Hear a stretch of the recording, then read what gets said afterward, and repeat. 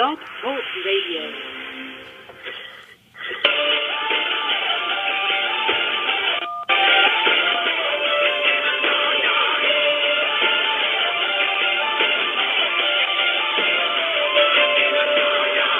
Good afternoon, everyone. Welcome to another episode of Light Sports Ramble. I'm Troy Otradovic, as always, joined with Evan Watallison.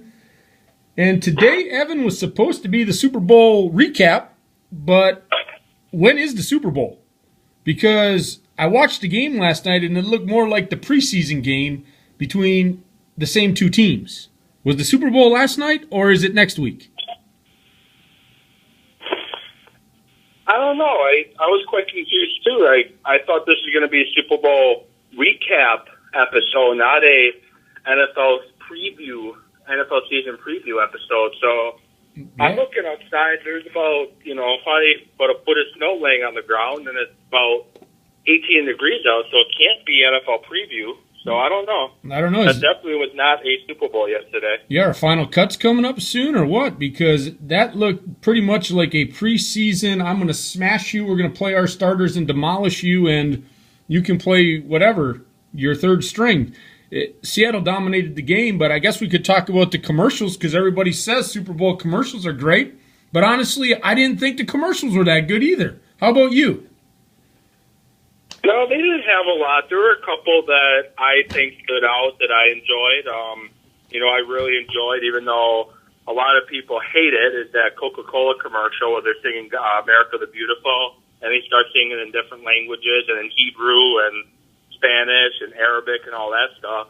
Most people, a lot of people are hating it because, quote, America the Beautiful is, it should be Americans singing the song. Well, yeah, but I think most people miss the point of the commercial is to honor how different America is in other nations. As you said in the preview, how we're a melting pot of all cultures in this country. And I thought it was really nice with singing it, different languages. And then the other one was the Budweiser ad with the puppy. I thought that was quite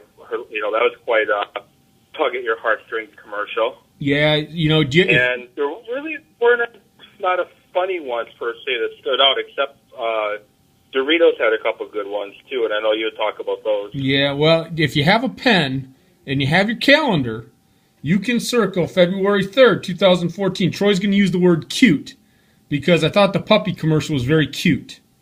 And so I don't say that word very often. I think it's a foo-foo word, but that commercial was cute. I like the puppy one where he's trying to get out underneath the fence. That was very cute. But I love the Doritos commercials. I loved the kid in the time machine, and then slide the Doritos in there, and he's con the guy, and then the old guy kicks him out of the yard. That was hilarious. And I couldn't stop laughing. That was a good one. And the other Doritos one with the kid on the dog when he's being a cowboy, and he wrangles up the Doritos, and then Mom's in the back. She's cheering for him. That was great. So I liked those two, and then the last one I liked, and I don't know what other ones you liked. I liked the, I believe it was a Chevy commercial when he went to pick up a bull, and he bought the bull, and they're going back, and he gets him into the stable, and they started playing Bring Sexy Back, and then he kind of licked his lip. I thought that was a pretty. That was a good one. That was a pretty cool commercial, but overall, I didn't think there was that many great ones like there had been in years past, kind of like the Super Bowl. It wasn't a great one last night, and the commercials weren't that great either. So, any other commercials you like, Bud? Pizza Hut had one that cracked me up a little. Had one that cracked me up a little bit.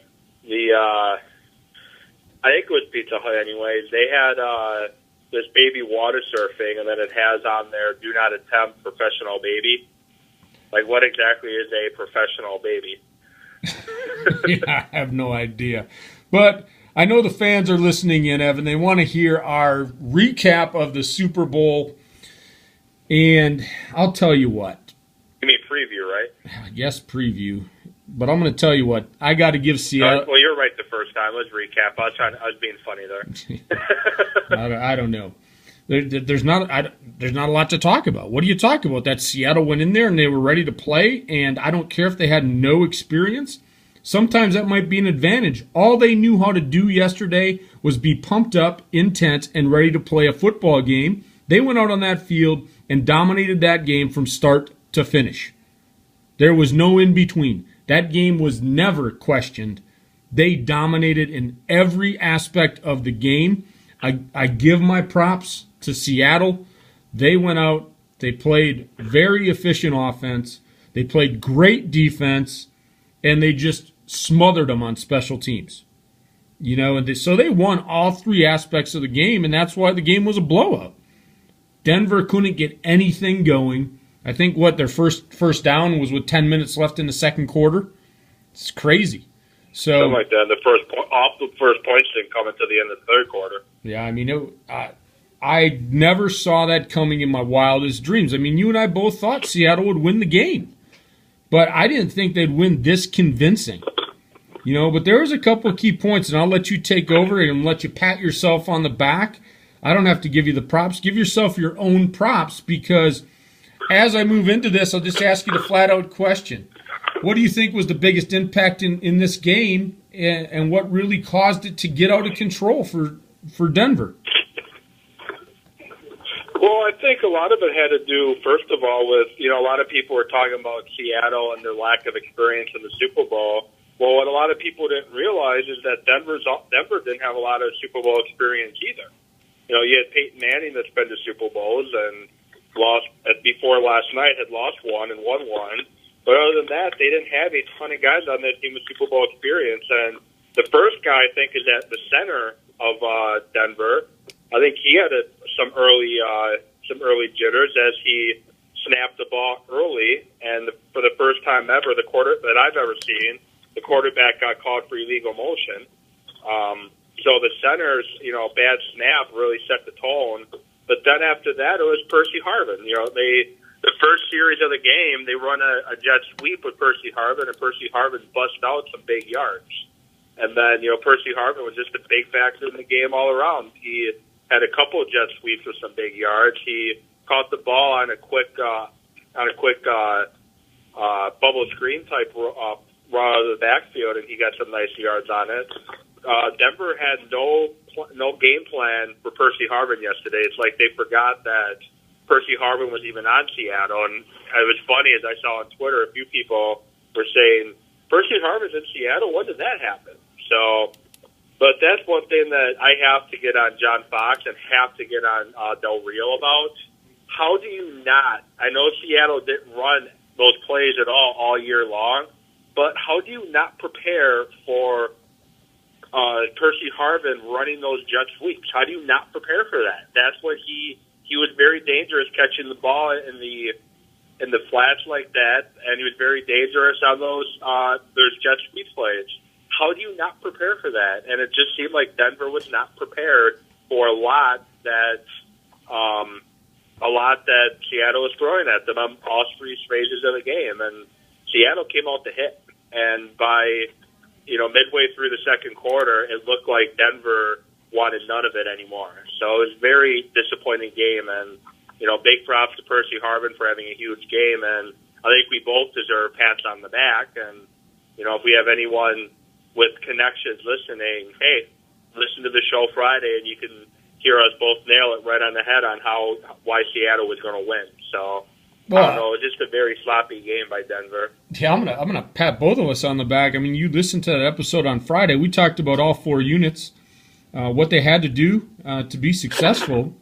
Seattle did basically what we told them to do. We had mentioned early, and if you notice, Russell Wilson was passing early. Did I not say Russell Wilson would need to pass the ball early so that they could run Lynch later?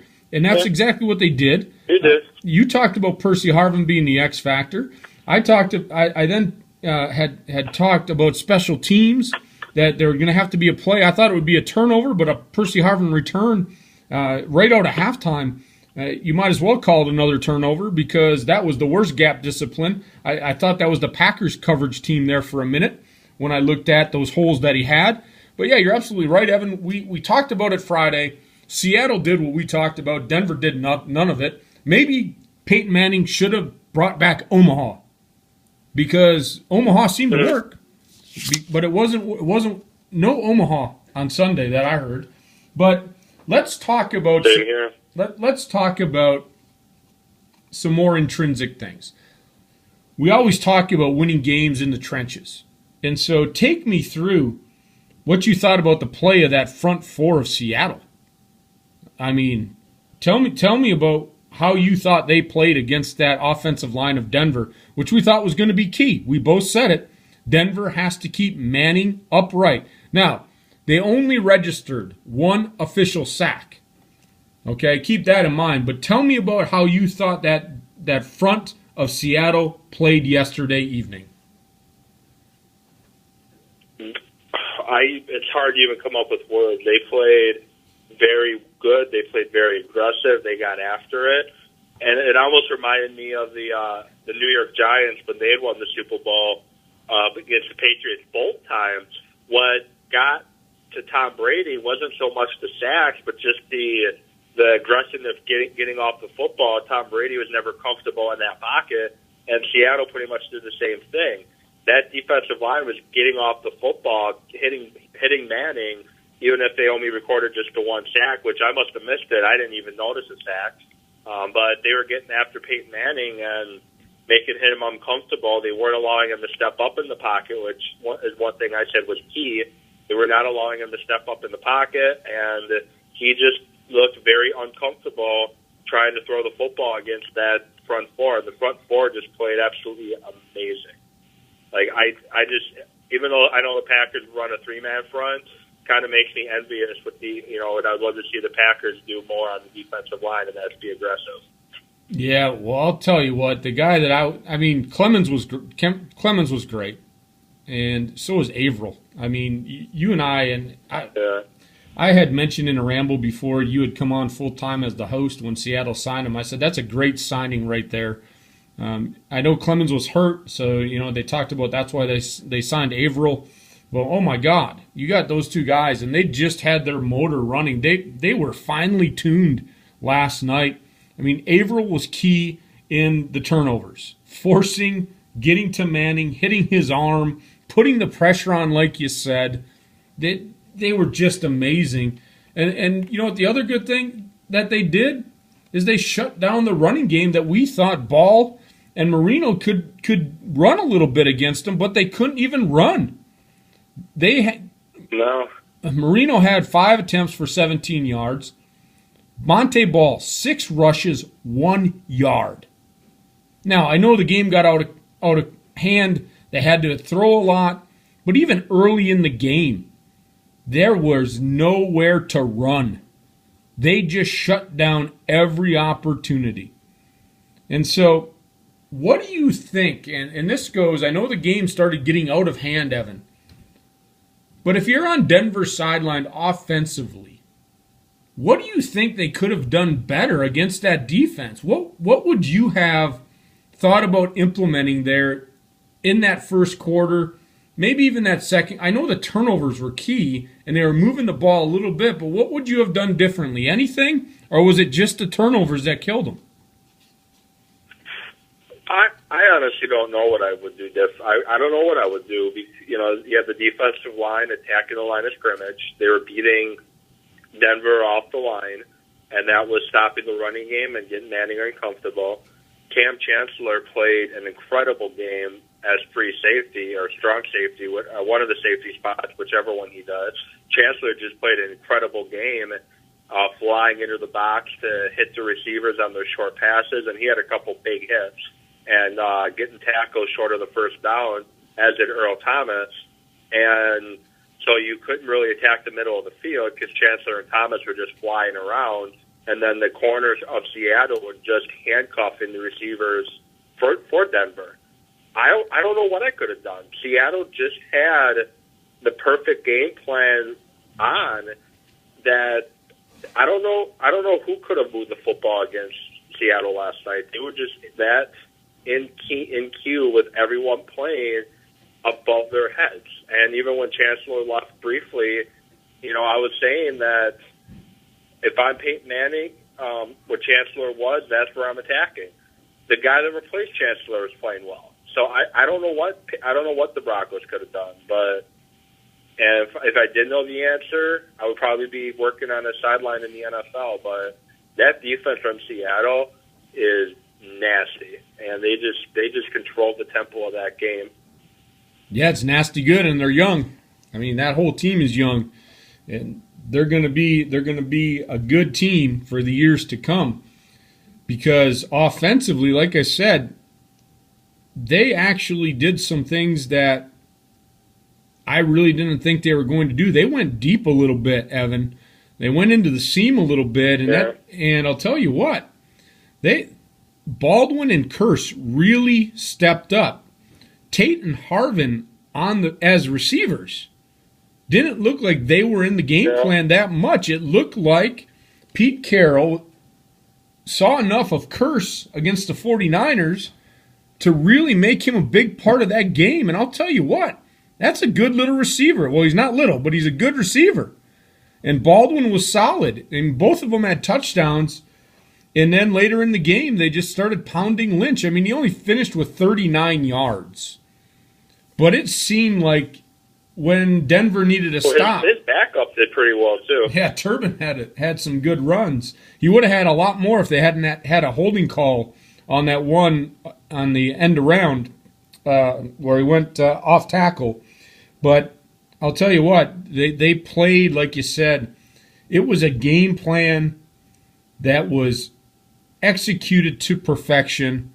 And I was reading some stuff and even listening this morning, and now you got, how did Peyton Manning get so bad? And Peyton Manning choked and all this. And you know what? I really want to take that and crumple it up and throw it out the window. Why is everybody saying it's Peyton Manning playing so bad? You got to give credit where credit is due. That we just talked about it. That defensive line pressured him. I don't care who you are at quarterback, to be under duress that much and to think you're going to be able to execute a game plan is just insane. You know, when he had time, he was making throws. But like you said, there was a couple hits. I remember that hit on Wes Welker where Chancellor knocked the ball right out of his hand. I mean, what more could Manning do? He put the ball right there. When he had time, he was Peyton Manning of Peyton Manning. It's just they pressured him. They shut down the receivers. They played good defense. So why is everybody saying that Manning's so bad and he choked? Give that Seattle defense the credit. Those people that are going the other way, I don't even want to listen to them. Because, when you look at his stats, 34 for 49, 280 yards, 2 interceptions, I mean, not great, but it wasn't terrible. That defense really did a lot. That in that fumble, one of the interceptions, I mean, there's one on the back shoulder pass. The ball was tipped. I mean, that defense got after him. So let's talk a little bit, though, about the special teams. I know that's one thing I talked about. You talked about Percy Harvin. But how do you think, the special teams came into play there on that kickoff? What do you think that did to the momentum of the game there when they returned that kickoff, Bud? Well, I think that basically just was the day, as Wayne Larrabee would say, there was the dagger. I don't think Denver would even made it back into the game, even if they don't get that kickoff return for touchdown. I think Seattle was just that much in control of the game. So that kick return for touchdown was just basically just the straw that broke the very fragile back that was left of the Broncos. But that kick return was quite good. And I don't really quite get what Denver is trying to do there. I know Percy Harvin is backfielding the kick, but you have a kicker that typically kicks it. Granted, it's in Mile High Stadium, but you have a kicker that typically kicks it out of the back of the end zone majority of the time. I'm sure he probably led the NFL in touchbacks, but you kick it high in the air to about the 18, 17-yard line. And, Percy Harvin was a little late getting under it because it did bounce off the ground, and it was the perfect bounce right into Percy Harvin's hands. But you get it. You put the kick in a spot where Percy Harvin's going to get a chance to return it, and I don't think he was even touched. So I don't even get what the Broncos were doing with that kickoff attempt there at all. And even, you had said in the pre-show, then you go that onside kick that they did. where I think, as you said too, it was a way too early to do an onside kick. So I don't get what Denver is doing in the kicking game at all. And Seattle blocking on the returns was just incredible. And Seattle is covering the kickoffs. I don't think Denver got a kickoff past the 20-yard line. I think they got one, and that was when Maragos got the tackle, and he originally got called for stripping the ball out, but they overturned it. But that special teams unit, I specifically bring up Chris Maragos because he's from Racine, Wisconsin, so I gotta talk him up a little bit. Number 42 for Seattle, but that special teams unit for Seattle on all sides, coverage, blocking, all that, they were just incredible. So let me ask you this, Evan, and this is something I bring up because not many teams do this. Did you notice on Seattle special teams, one of the players that's on special teams, he actually got hurt on special teams? Mr. Chancellor's on special teams. Yeah. How do you feel about that? How do you feel about starters that are hard hitters playing on special teams? I'll give you my opinion when you're done. It's a very, very big risk to take. But I guess sometimes you have to do it. And if you have a backup, like I was saying before, that backup safety for Seattle, even though he didn't play that much in the game because Chancellor came back in, that backup safety did pretty well. But when you have a guy that can step in and fill in if there is an injury, then I'm perfectly fine with it. But granted, I wouldn't have complained too much if the Packers did put Morgan Burnett on special teams. But if the Packers were to put, let's say, Clay Matthews on special teams, and he were to get injured on special teams and be lost for quite a amount of time, I would be quite unhappy because the Packers don't have, as we as Packer fans saw, they don't have anyone that can step up and fill in for Clay Matthews. Where Seattle, they had a guy that could step in and fill in for Chancellor, so I liked it. Yeah, my opinion is I look at it from this standpoint, is that, and I talked about this on Friday, special teams is no longer that unit where the third stringers go down and try to hit somebody.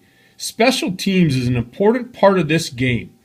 And if your best special teams player happens to be somebody that's a starter, I'm okay with that. But like you said, you take a risk.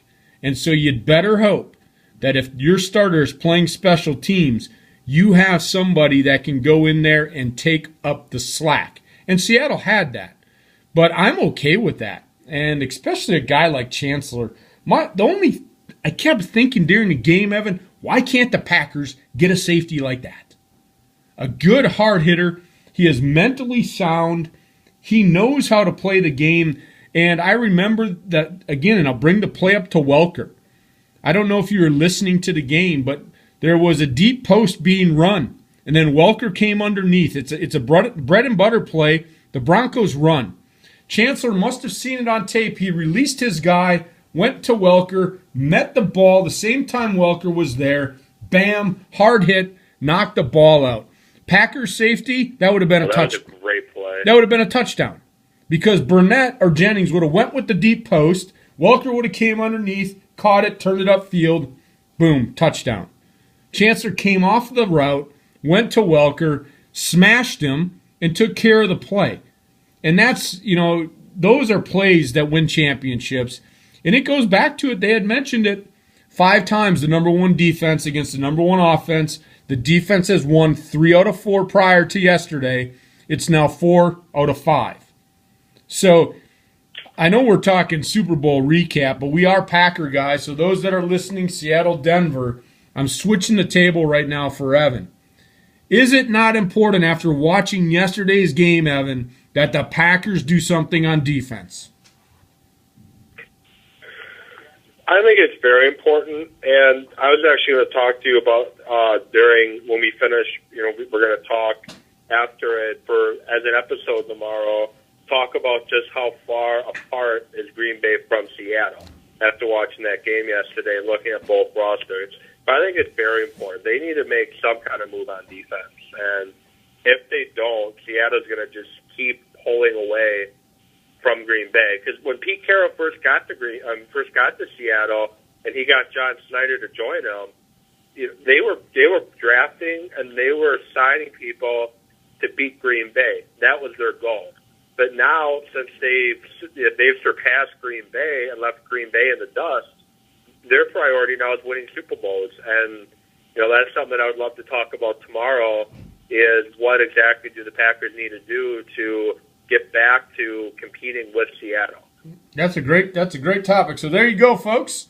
Evan and I just took our post radio show chat, gave it to you live. There's tomorrow's topic. What do the Packers need to do to compete with Seattle? Because right now, as of today, they cannot compete with Seattle. They cannot. And so they've got to make some moves. So I threw a question on it, it turned into tomorrow's topic. That's a great thing, buddy. So with that said, though, do you have any last comments about the Super Bowl? Like I said, that game was, to me, not one of the better Super Bowls. Not much going on, but I don't have anything else to add about the Super Bowl. Do you have anything left to add? Not really. Just, I guess I don't really have anything left to add. I'm trying to think. I think we pretty much exhausted it. Seattle came out, dominated, offense, all elements of the game, offense, special teams, defense, and Denver, I'll use this word instead of the other word I want to use, Denver crapped the bed. Yep, and you know how I usually say poo the bed. So they pooed the bed, came out, couldn't do anything. I had, after that first play, we were kind of laughing, and a buddy of mine said, no, you know what, after that, he goes, Denver's going to lose by 28. Well, they lost by more than 28, but we all kind of laughed and said, come on, it's Denver. A safety's not going to dismantle them and rattle them, but it seemed like it did. They were rattled from the get-go, and like I said, we have we actually have Al calling in right now, so we can get his take for the next 3 minutes. So I'll let Al in. Hey, Al, what's up, buddy? Hey, this isn't Al, but this is someone that wants to talk about Peyton Manning's legacy real quick, guys. Mike in Pittsburgh, how's it going? Hey, Mike, how you doing? Hey, Mike. We got a couple minutes. Go ahead. What's your thought on Peyton Manning's legacy? Let me start here, guys. Let me start in college.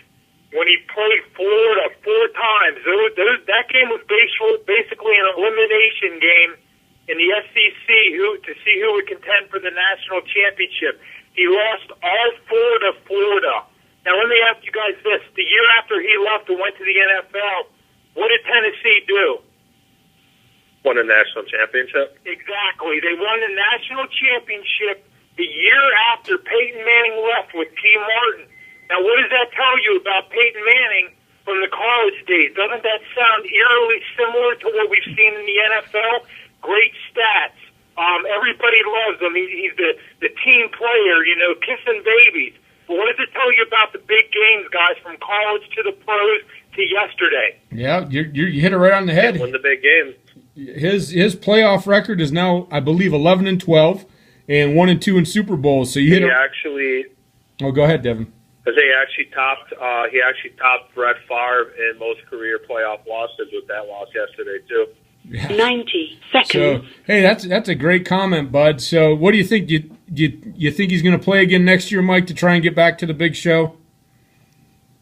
I think he has to. I think the only way that he can gain any respect back after that beatdown yesterday is to, quite frankly, win a Super Bowl. Yeah. It's all or nothing, They were talking about where Peyton Manning was. I was saying somewhere around 5 or 6. But after the way Seattle beat him 60 seconds. in big games, he's pushing around 10 to me. And the only way to gain my respect is to win the Super Bowl, nothing less. I don't care about 60 touchdowns in a year. I don't care about all the records. He has to win another Super Bowl in my eyes. Sure. Well, those are some great comments, Mike, and I hate to cut you off. We're running just under a minute to go on our show. We appreciate the call. Keep listening, bud. Thanks for calling in. Yeah, you bet. So, Evan, that was a great point. We might be able to have an episode later in the week about that topic right there because it was a great call about Manning's legacy. Maybe we can do that one on Thursday. So, Mike, thanks for calling in, bud. We always appreciate the listeners. Oh, we have a guest on Thursday, so. Okay, we'll figure that out. Maybe Friday. We'll figure it out. That's a great topic, though. 10 seconds. And so, there's a lot we can talk about there. And I totally forgot about the Florida games in Tennessee and them winning. So that was great that he brought that up.